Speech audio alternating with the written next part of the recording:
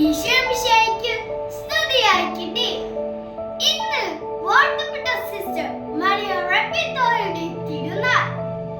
സക്രാരിക്ക് മുന്നിൽ ധാരാളം സമയം പ്രാർത്ഥനയ്ക്ക് ചിലവഴിച്ചവർ